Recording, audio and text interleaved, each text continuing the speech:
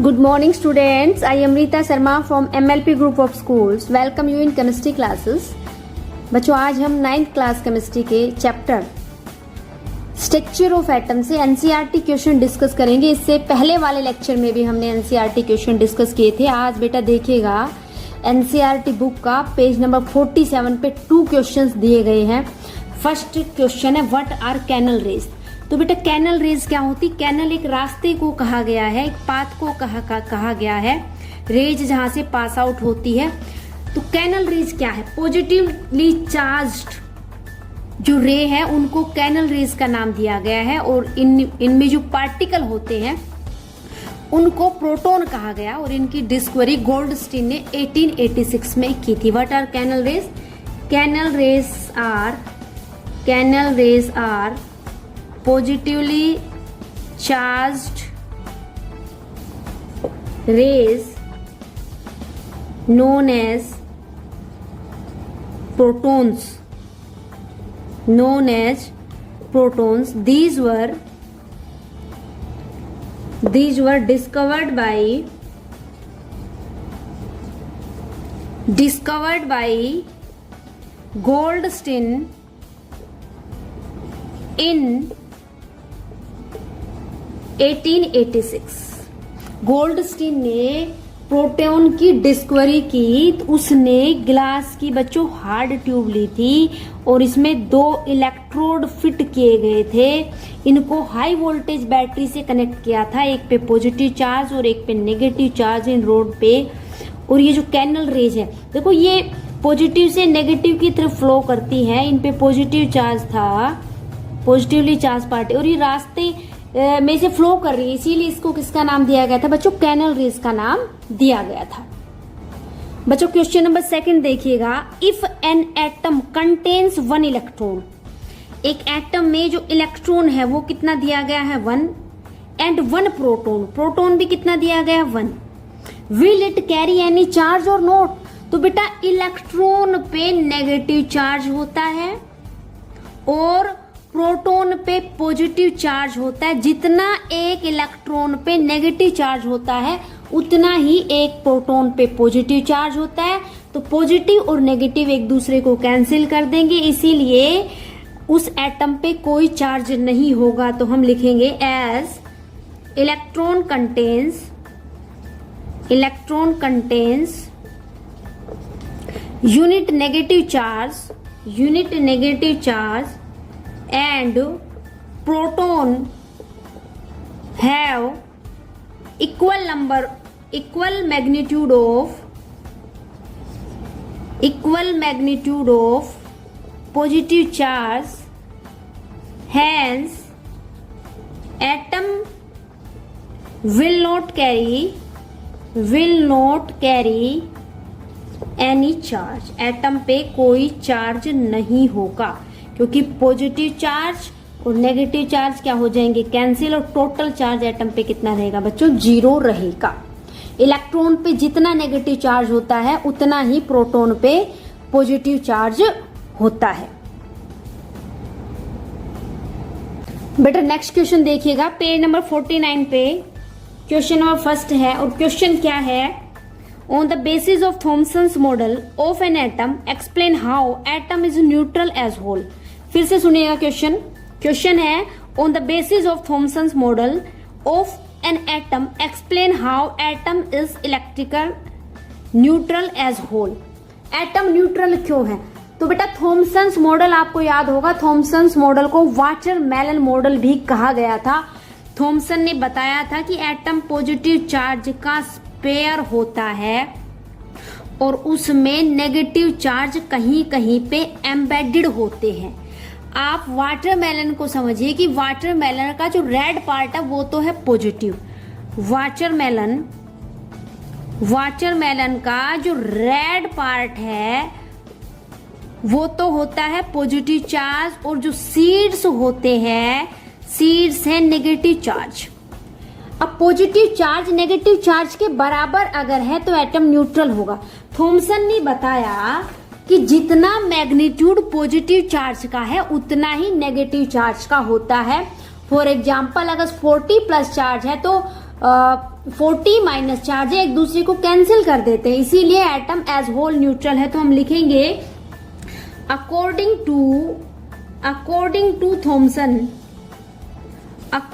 To Thomson the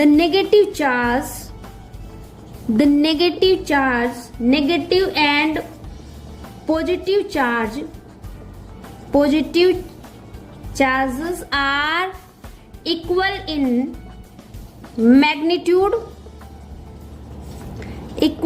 magnitude, hence atom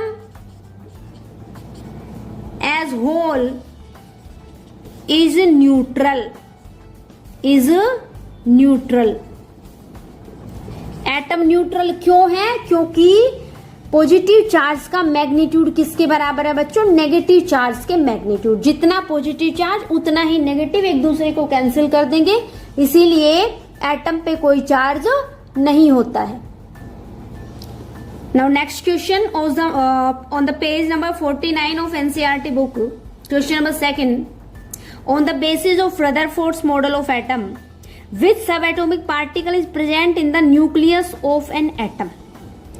Rutherford atomic model, जो Rutherford ने atomic model दिया था, बहुत ही इंपॉर्टेंट एटॉमिक मॉडल था। इसको अल्फा रे स्कैटरिंग एक्सपेरिमेंट भी कहते हैं। डिस्कवरी ऑफ न्यूक्लियस की थी रदरफोर्ड ने। तो रदरफोर्ड के अकॉर्डिंग कौन सा सब atomic particle is present in the nucleus of an atom? तो बेटा रदरफोर्ड ने बताया था कि न्यूक्लियस में पॉजिटिवली चार्ज पार्टिकल होते हैं, और वो पॉजिटिवली चार्ज पार्टिकल को किसका नाम दिया गया था बेटा? प्रोटॉन का नाम दिया गया था। रदरफोर्ड ने अपना एटॉमिक मॉडल देकर के 2 पार्ट बताए थे एटम के। एक तो बताया था न्यूक्लियर पार्ट और एक बताया था एक्स्ट्रा न्यूक्लियर पार्ट। तो एक्स्ट्रा न्यूक्लियर पार्ट में तो क्या था कि न्यूक्लियस के चारों तरफ इलेक्ट्रॉन रिवॉल्व करते हैं, ये तो था एक्स्ट्रा न्यूक्लियर पार्ट। और न्यूक्लियर पार्ट क्या था कि एटम के सेंटर में पॉजिटिव चार्ज बॉडी होती है, जिसमें एटम का सारा मास कंसंट्रेट होता है, इकट्ठा होता है, और उस पॉजिटिवली चार्ज बॉडी को न्यूक्लियस कहते हैं। तो न्यूक्लियस में जो पार्टिकल था that is proton, positively charge. Okay, answer देखिएगा बेटा, क्वेश्चन फिर सुनिएगा एक बार। On the basis of Rutherford's model of an atom which subatomic particle is present in the nucleus of an atom. तो इसका आंसर होगा according to Rutherford,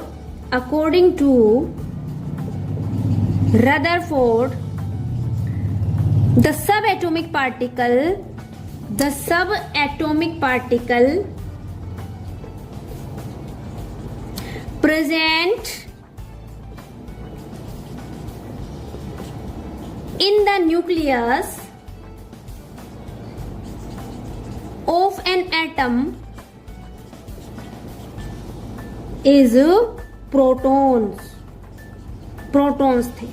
okay, now next question देखिएगा बेटा। Draw a sketch of Bohr's model of atom with 3 sales.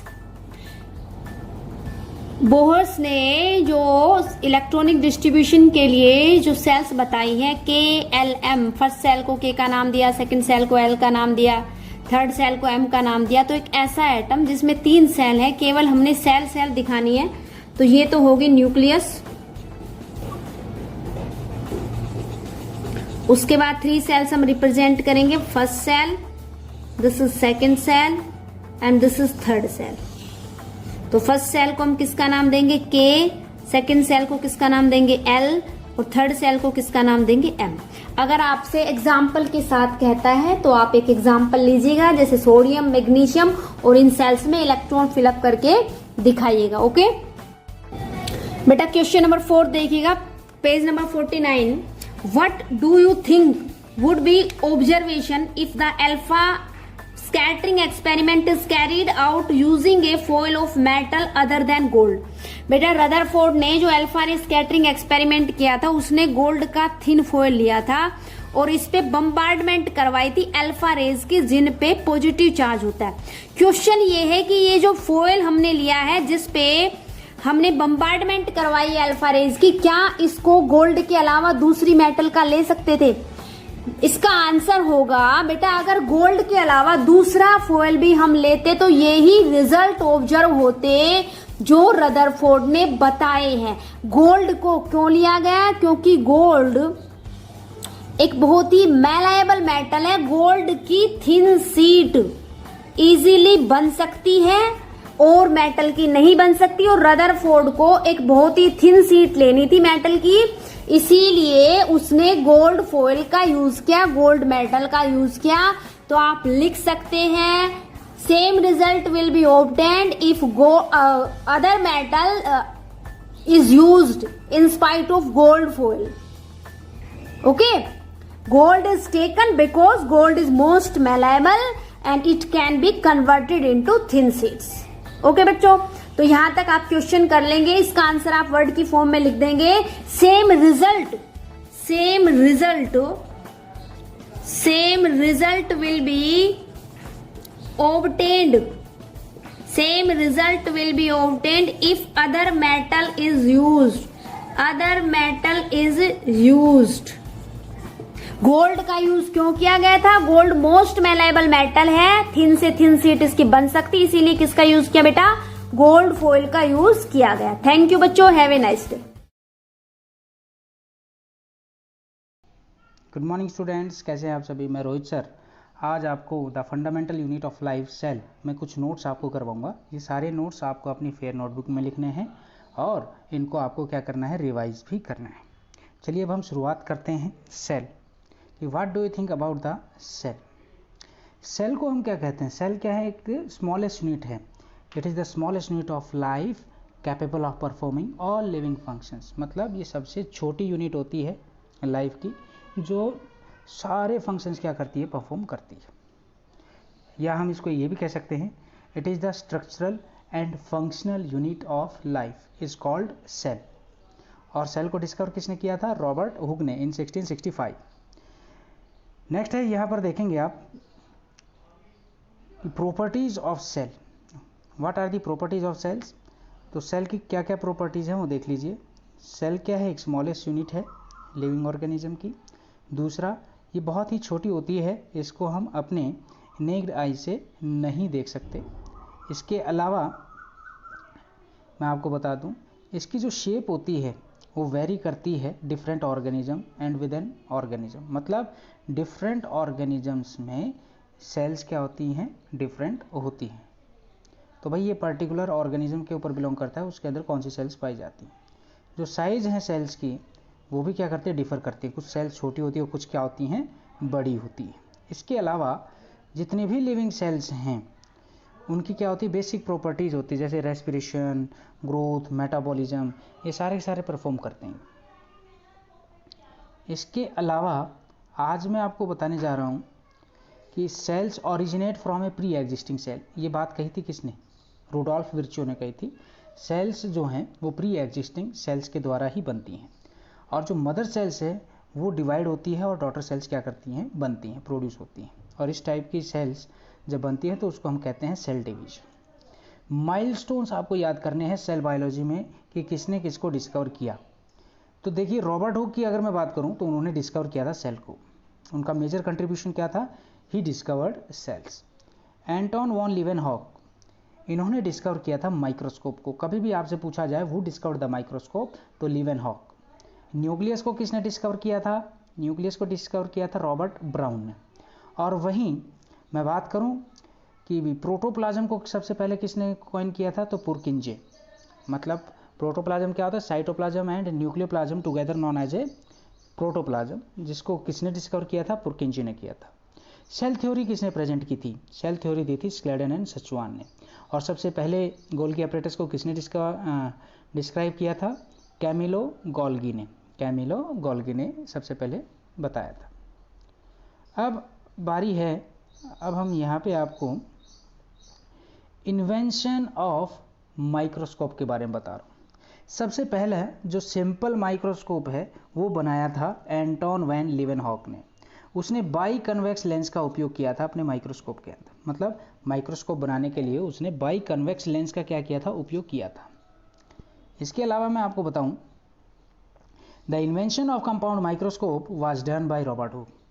जब compound microscope की बात आती है तो सबसे पहले उसको इन्वेंट किसने किया था? रॉबर्ट हुक ने किया था। और कंपाउंड माइक्रोस्कोप्स के अंदर क्या थे, कनकेव लेंस थे। अब ध्यान से सुनिए कि भाई लीवेनहॉग ने जो सिंपल माइक्रोस्कोप को कंस्ट्रक्ट किया था, बनाया था, तो उसमें बाई कन्वेक्स लेंस का उपयोग किया था। लेकिन जो इन्वेंशन किया था कंपाउंड माइक्रोस्कोप का, वो था रॉबर्ट हुक ने। लेकिन उस कंपाउंड माइक्रोस्कोप में उन्होंने केवल कनकेव लेंस का ही उपयोग किया था। अब बारी आती है कि भाई जो मॉडर्न कंपाउंड माइक्रोस्कोप है आज के समय are a modification of one made by Robert Hooke. आज के समय जो मॉडर्न कंपाउंड माइक्रोस्कोप है उनकी जो मॉडिफिकेशन है वो एक रॉबर्ट हुक के माइक्रोस्कोप को मॉडिफाई करके आज के समय नया माइक्रोस्कोप बनाया गया है, जिसकी मैग्नीफिकेशन पावर लगभग 2000 टाइम्स क्या है, बढ़ा दी गई है। वहीं इलेक्ट्रॉन माइक्रोस्कोप भी एक प्रकार का माइक्रोस्कोप है जिसकी सहायता से ये ऑब्जेक्ट्स को बहुत ही ज़्यादा मात्रा में क्या करता है, इसकी मैग्नीफाई कर देता है। तो मैं कहूँ कि इलेक्ट्रॉनिक बीम्स की सहायता से क्या करते हैं, मैग्नीफाई करने में हेल्प करता है। और मैग्नीफिकेशन पावर कितनी है, 2 लाख टाइम्स है। नेक्स्ट है सेल थ्योरी। सेल थ्योरी आप सभी बच्चों को पता है, स्क्लेडन एंड सचवान ने दी थी। उन्होंने बताया था कि all plant and animals are composed of cells, और दूसरी बात कही थी the cell is the basic unit of life. लेकिन फर्दर जब सेल थ्योरी को एक्सपेंड किया गया तो रुडोल्फ विर्चो ने सजेस्ट किया था और ये बताया था कि जितने भी जो सेल्स हैं वो प्री एग्जिस्टिंग सेल्स के द्वारा ही बनी हैं। तो आज के लिए इतना ही है, आपको ये रिवाइज करना है और कम से कम 2 या 3 बार तो रिवाइज करें ही, और फिर इसको अपनी फेयर नोटबुक में लिखें। तो कल आपसे फिर मुलाकात होगी। नमस्कार।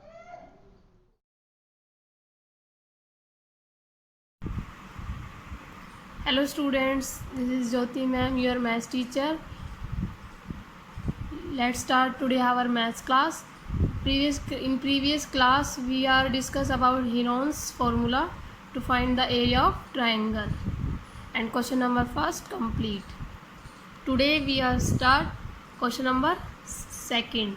Question number second क्या है हमारा, the triangular side walls of a flyover has been used for advertisement. एक ट्रायंगुलर साइड ली है वॉल की फ्लाईओवर की शेप में, उसको किस लिए यूज़ किया गया है, एडवर्टाइजमेंट के लिए यूज़ किया गया है। The sides of the wall are 122 metre, 22 metre and 120 metre. जो साइड्स है उसकी मेजरमेंट गिवन है। The advertisement yields an earning of ₹5,000 per metre square per year. जो एडवर्टाइजमेंट से है अर्निंग कितने रुपए की हो रही है, 5,000 की अर्निंग हो रही है पर ईयर। एक company hired of its wall for 3 months. एक कंपनी ने इसकी वॉल को कितने मंथ्स के लिए हायर किया, 3 मंथ्स के लिए। How much rent did it पे, तो उस कंपनी को 3 मंथ्स के लिए उसका कितना रेंट पे करना होगा। तो सबसे पहले हमें जो मेजरमेंट गिवन है साइड्स की, वॉल की गिवन है, जो साइड्स 122 मीटर, 22 एंड 120 मीटर। इससे हम एरिया फाइंड करेंगे उस वॉल का। तो गिवन क्या है, हमें सॉल्यूशन करेंगे। A = 122 metre, B = 22 metre and C = में 120 मीटर। ABC हमारे पास तीनों साइड्स गिवन है। सबसे पहले हम क्या लेंगे, S क्या होता है हमारा, semi parameter. Semi parameter S क्या होगा, A + B + C/2। A हमारे पास 122, B 22 प्लस में 120/2।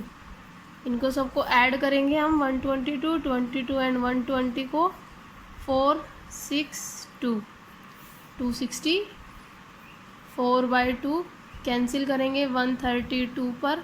हमारा सेमी पैरामीटर कितना आ गया, 132 मीटर।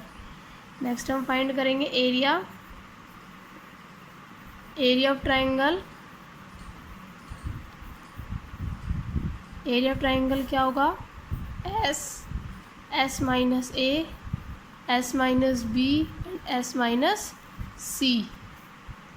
S क्या है हमारे पास, 132, 132 माइनस में ए हमारे पास 122, 132 माइनस बी है हमारे पास 22 एंड 132 सी कितना है 120।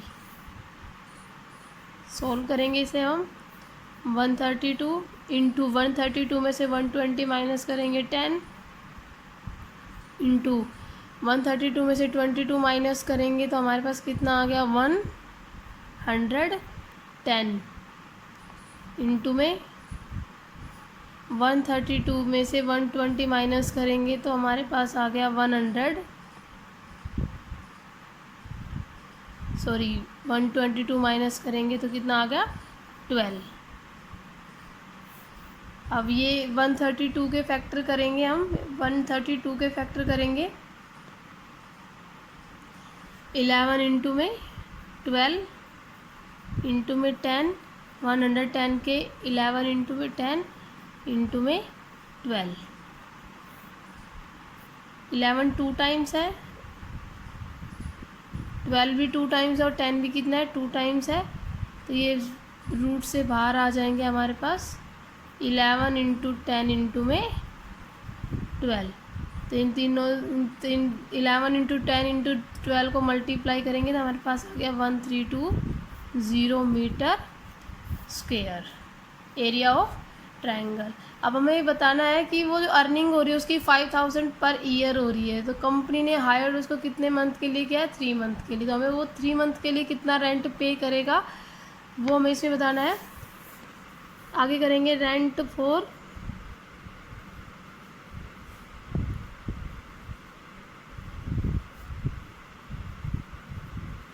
Advertisement on wall for 1 year. 1 year के लिए क्या है ₹5000 एंड फॉर 3 मंथ्स के लिए 5000 अपॉन में 12 इंटू में 3 4 जा 12 कैंसिल करेंगे इसको, 2 2 जा 4, 2 2 जा 4, 2 5 जा 10, 0 0 इसको कैंसिल करेंगे, 2 1 जा 2, 2 2 जा 4, 2 5 जा 10, 0। 3 मंथ के लिए कितना आ गया ₹1250। तो हमारे पास टोटल वो कितना रेंट पे करेगा 1320 मल्टीप्लाई में 1250, इसको मल्टीप्लाई करेंगे 1320 को 1250 से 5 2 जा 10, 5 2 जा 15, 1 16, 5 1 जा 5 और 1 6, 2 2 जा 4, 2 3 जा 6, 2 1 जा 2, 2 3 1 0 10 6 6 12 12 और 2 14 और 1 15 3 2 5 और 1 6 1। इन सबको मल्टीप्लाई करने के बाद आ गया 16500 और 00 ये हमारे पास टोटल उसको इतना पे करना होगा 16,50,000। टोटल उसको 3 मंथ के लिए इतना पे करना होगा रेंट। नेक्स्ट क्वेश्चन हमारा third, there is a slide in a park, one of its side wall has been painted, जो साइड है उसकी पेंट की गई है in some colour with a message, किसी एक कलर से, और उससे क्या मैसेज दिया गया है, keep the park clean and green, का पार्क को ग्रीन और क्लीन रखो। If the sides of wall are 15 metre 11 metre and 6 metre, sides wall की गिवन है, find the area of painted in colour, area find करना है। तो सबसे पहले हमें एक साइड गिवन है 15 मीटर, बी गिवन है 11 मीटर एंड सी गिवन है 6 मीटर। एस निकाल लेंगे, एस क्या होता है सेमी पैरामीटर, ए प्लस बी प्लस सी बाय 2, इसको ऐड करेंगे 11 और 15 और 11 26, 26 और 6 32 बाय 2 16 मीटर हमारा क्या आ गया, सेमी पैरामीटर आ गया। नेक्स्ट हम फाइंड करेंगे area of triangle.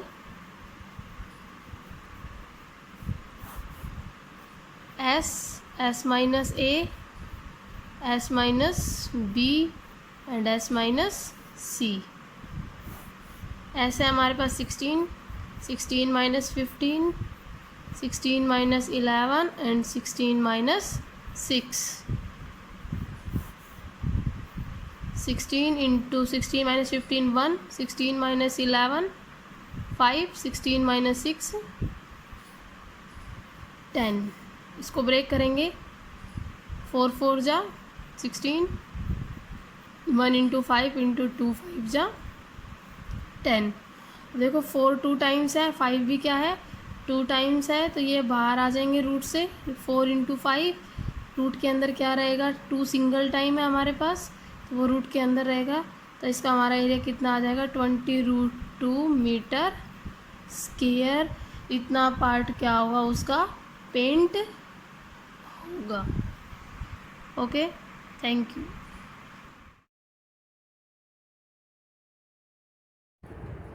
Good morning students, मैं रेनू मैम आपकी हिंदी अध्यापिका। बेटा आज हम कक्षा 9 का पाठ 11 रसखान के सेवई करेंगे।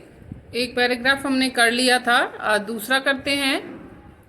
या लकुटी अरु कामरिया पर राज तिहुपुर को तजी डारू, आठों सिद्धि नवो निधि के सुख नंद की गाय चराई बिसारो, रसखान कबो इन आखिन सो, ब्रज के वन बाग तड़ाग निहारो, कोटिक एकल धौत के धाम, करील के कुंजन ऊपर वारो।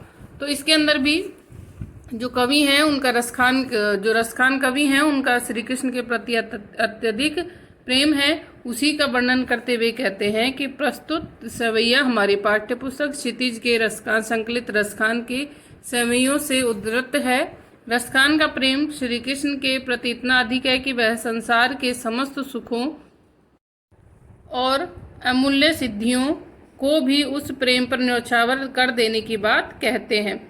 रसखान कवि कहते हैं, तो उससे पहले एक बार शब्दार्थ देखते हैं। यानी इस, लकुटी लाठी, कामरिया कंबल, तिहुपुर तीनों लोक यानी पृथ्वी स्वर्ग और पाताल, तजी डारो त्याग दूंगा, बिसारो भुला दूंगा, आँखिन सो इन आँखों से, कबो यानी कब, तड़ाग तालाब, निहारो देखूंगा, कोटिक हूँ करोड़ों, कल धौत के धाम सोने के महल, करिल एक कटीला पौधा, कुंज झाड़ियों का समूह, वारो न्यौछावर करना। तो यहाँ पर कवि कह रहे हैं कि या लकुटी और कामरिया पर राज तिहुपुर के तजी डारूं, कि श्री कृष्ण की लाठी और उनके कम्बल पर तीनों लोगों का राज भी न्यौछावर कर सकता हूँ। कि अगर मुझे तीनों लोगों का राज एक तरफ मिले और दूसरी तरफ कृष्ण की लाठी और कम्बल मिले, तो मैं श्री कृष्ण की लाठी और कम्बल के लिए तीनों लोगों का राज भी न्यौछावर कर दूंगा। आगे, आठों सिद्धि नवो निधि के सुख नंद की गाय चरान बिसारू। आगे कहते हैं कि 8 सिद्धियां और 9 निधियों का सुख भी यदि नंद की गाय चराने का अवसर मिल जाए तो मैं भूल जाऊं। कि अगर मुझे नंद बाबा की गाय चराने का अवसर मिल जाए तो मैं 8 सिद्धियां और 9 निधियों का सुख भी भूल जाऊं। आगे रसखान कवि कहते हैं, रसखान कबो इन आँखों से ब्रज के वन बाग तड़ाग निहारूं।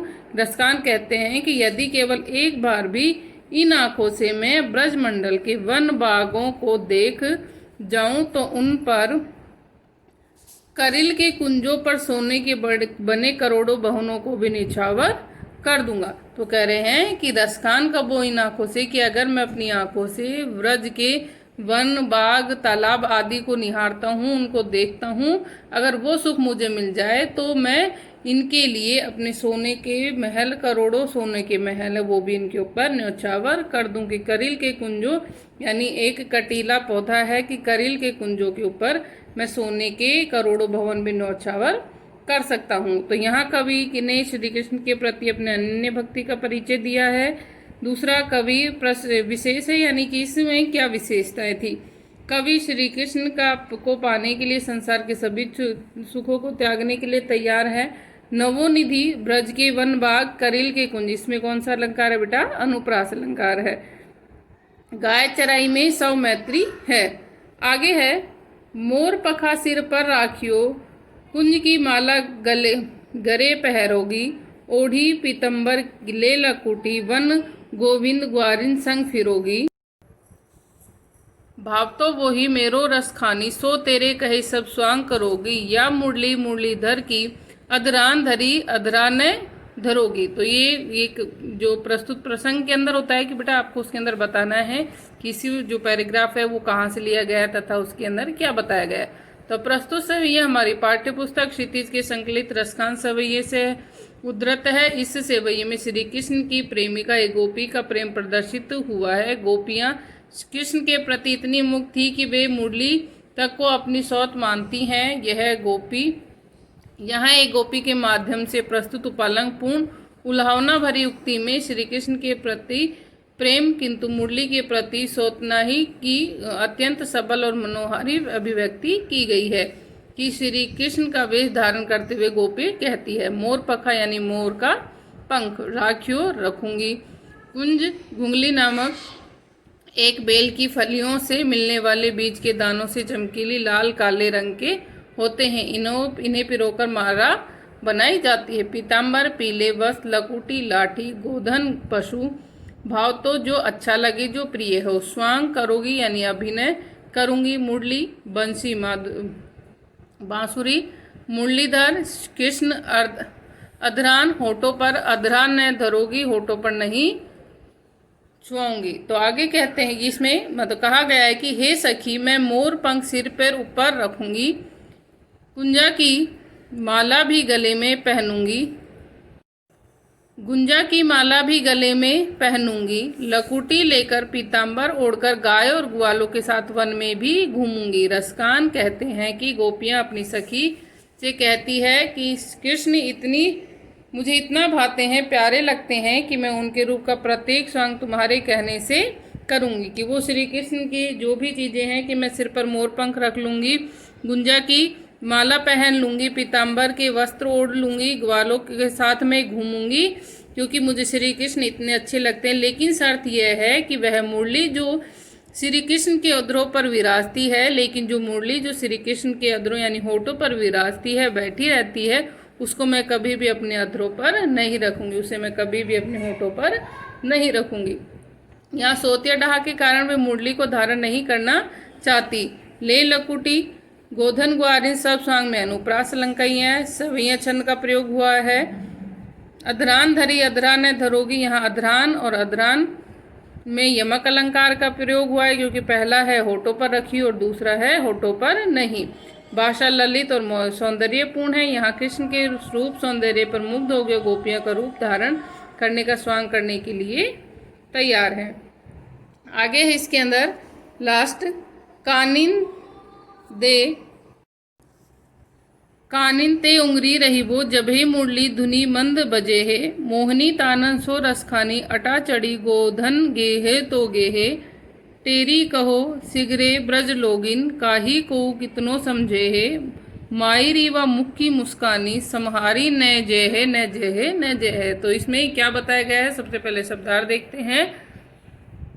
इसमें श्री कृष्ण की मुस्कुराहट इतनी मादक है, इतनी मोहित करती है कि सबके पर उसके प्रभाव से बचा नहीं जाता, लेकिन उनकी मुस्कान के वशीभूत न हो जाए ऐसा कौन है वह कहती है। कानिन यानी कानों में, रहीबो रहूंगी, उंगरी उंगली, बजे है बजाएगा, मोहिनी आकर्षक, तान राग, अटा चढ़ी अटारी पर चढ़कर, मेहे हो गेहे तो गेहे मान, महे तो गेहे माने चाहे तो गाए, सिगरे सारे काली कर्ण समारी ने जे है संभाली नहीं जाती। तो यहाँ पर श्री कृष्ण के बारे में वर्णन करते हुए कहा है कि जब श्री कृष्ण मंद मीठी धुन से बांसुरी बजाएंगे तो मैं कानों में उंगली कैसे दे लूँगी, जब वे अपनी मोहिनी तान में गोधन के गीत गाएंगे तो मैं घर की अटारी पर कैसे न जाऊं, इसलिए गोपी कहती है कि मैं बार बार पुकार कर ब्रज के लोगों से कह रही हूँ कि कल जब वे यहाँ आकर मुस्कुराएंगे तो सबके लाख समझाने पर भी उनकी मुस्कुराहट के प्रत्युत्तर जवाब में मुझे मुस्कुराना ही होगा, अर्थात मैं कृष्ण की मुस्कान की मादकता से बच नहीं सकती कि जब कृष्ण मंद मीठी धुनी बांसुरी बजाएंगे तो मैं कानों में उंगली कैसे दे सकती हूँ। वे अपनी मोहिनी तान गोधन के गीत गाएंगे तो घर की अटारी पर कैसे नहीं जाऊँ। इसलिए वो बार बार सभी लोगों से कह रही है कि कल जब वे यहाँ आकर मुस्कुराएंगे तो सबके लाख समझाने पर भी मैं उनकी मुस्कुराहट का जवाब मुस्कुराहट ही होगा, अर्थात मैं कृष्ण की मुस्कान की मादकता से बच नहीं सकती। तो बेटा आपको ये सभी शब्दार्थ नोटबुक में नोट करने हैं। Thank you.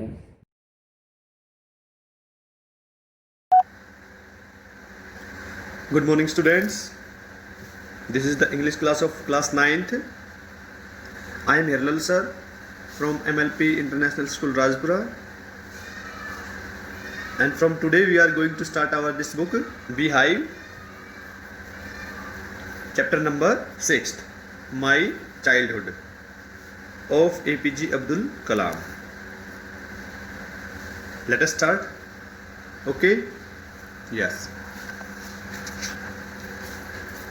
This is the name of the chapter, My Childhood, and we have already made 2 videos of this chapter. This is the 3rd video of this chapter from passage number 4th. Okay, let us start.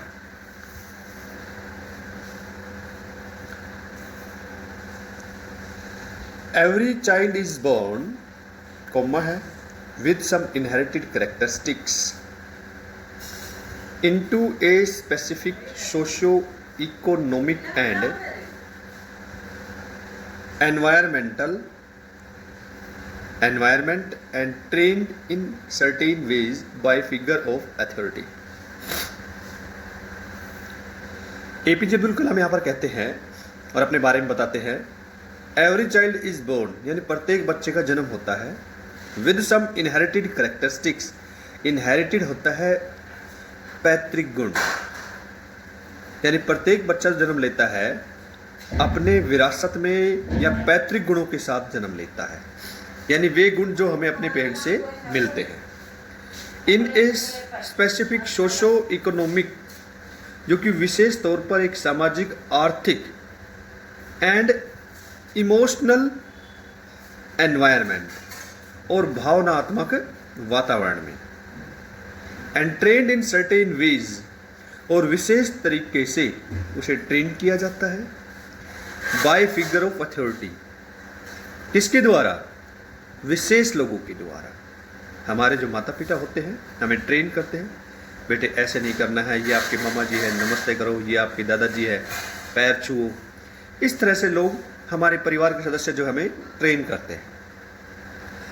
I inherited honestly and self discipline from my father, from my mother. देखिए APJ Abdul कलाम क्या कहते हैं, आई inherited, यानी मुझे पैतृक गुण जो प्राप्त हुआ जिसमें ऑनेस्टी आई, यानी ईमानदारी, एंड सेल्फ डिसिप्लिन। एक तो ईमानदारी और दूसरा था हमारे पास क्या, self discipline. Self discipline, self मतलब स्वयं, और डिसिप्लिन का मतलब अनुशासन, यानी मैं स्वयं अनुशासित था। ईमानदारी और स्वयं अनुशासन, from my father, from my mother, ये दोनों गुण जो है मुझे अपने मम्मी पापा से मिले, पैतृक गुण थे। इसका मतलब मेरे मम्मी पापा भी आपस में, यानी कहने का तात्पर्य बेटा ये है कि भाई वो भी ईमानदार थे और आत्म अनुशासित थे। हम भी देखेंगे कि भाई हमारे अंदर जो करेक्टर है बेटा, ईमानदारी का या झूठ बोलने का, ईर्ष्या करने का, मिलजुल यानी कोऑपरेशन वगैरह जो है, सेल्फ डिसिप्लिन, हम कितने अनुशासित हैं, ये सारे हमारे इनहेरिटेड करेक्टर होते हैं जो हमें पेरेंट्स से मिलते हैं। तो देखिए, फिर देख लीजिए लाइन को, आई inherited honesty and self discipline from my father, from my mother. मुझे विरासत में ईमानदारी और आत्म अनुशासन अपने मम्मी पापा से मिला। In inherited faith in goodness and deep kindness, और मुझे जो पैतृक गुण जो मिला, यानी अच्छाई में विश्वास, फेथ इन गुडनेस, अच्छाई में विश्वास, एंड काइंडनेस, और दयालुता। काइंडनेस हम सभी समझते क्या, दयालुता, यानी दयालुता भी थी उसके अंदर। And so did my 3 brothers and sister, और ऐसे ही मेरे 3 भाई और मेरी बहन थी। इसका मतलब 3 भाई उसके और थे, बहन थी उसकी एक। आई हैड 3 क्लोज फ्रेंड्स, तो यहां पर उसे जो करेक्टर थे वहां पर यहां तक उन्होंने बता दिया है। आई हैड 3 क्लोज फ्रेंड्स, मेरे 3 पक्के मित्र थे इन माई चाइल्डहुड, बचपन में। रामानंद शास्त्री थे, अरविंदम एंड शिव प्रकाशम, दूसरे का नाम अरविंद और शिव प्रकाशन, और तीसरे का नाम शिव प्रकाशन। तो बचपन में उसके 3 मित्र थे बेटे, एक तो रामानंद शास्त्री, अरविंदनम और शिव प्रकाशन। All these 3 boys from Orthodox Hindu ब्राह्मण फैमिली, और ये तीनों लड़के जो थे ऑर्थोडॉक्स यानी परंपरागत हिंदू परिवार से बिलोंग करते थे, हिंदू ब्राह्मण परिवार से बिलोंग करते थे। As 3 children none of us ever felt any difference, as childrens यानी बच्चों के तौर पर, नन ऑफ अस हम में से कोई नहीं, एवर फेल्ट कभी महसूस किया, एनी डिफरेंस कोई फर्क, अमंगस्ट आवर सेल्फ अपने आप के बीच में, because of our religious difference, क्योंकि वो हमने देखा एपीजे अब्दुल कलाम मुस्लिम थे और वो तीनों क्या थे, वो तीनों हिंदू ब्राह्मण परिवार से यानी हिंदू थे, लेकिन धर्म के आधार पर कोई फर्क महसूस नहीं किया। एंड ब्रिंगिंग अपने पालन पोषण में कोई फर्क उन्होंने नहीं लगा। इनफैक्ट वास्तव में Ramanand Shastri was the son of पक्षी लक्ष्मण शास्त्री। रामानंद शास्त्री जो थे वो पक्षी लक्ष्मण शास्त्री के लड़के थे। The high priest of Rameswaram temple, जो कि रामेश्वर मंदिर के सबसे उच्च पुजारी हुआ करते थे। लेटर ही took over the priesthood of the Rameswaram temple from his father, और बाद में अपने पिता से उसने वही पद हासिल कर लिया, यानी वो भी रामेश्वर मंदिर के पुजारी बन गए। Aravindan went into the business of arranging transport for visiting pilgrimage, और अरविंद जो थे उन्होंने अपना खुद का एक बिजनेस स्टार्ट किया, किसमें, ट्रांसपोर्ट का, जो कि तीर्थयात्री जो थे उनके लिए ट्रांसपोर्ट की व्यवस्था कराते थे। And Shiva Prakasam became a catering contractor for Southern Railway, और शिव प्रकाशम जो थे वो दक्षिण रेलवे के अंदर क्या बने, एक कॉन्ट्रैक्टर बने। ठीक है, कैटरिंग का मीनिंग क्या होता है बेटा, आप सभी समझते हो, खाने पीने की वस्तु को अरेंज करवाना। आज हमने बेटा इस वीडियो में केवल 4th हमने पैसेज पढ़ा है। आपसे उम्मीद है आप इसे अच्छी तरह पढ़िए, देखिए, और आज हम जो हमारी क्लास लगेगी ऑनलाइन क्लास, उसमें भी हम इसको यही करेंगे। Thank you.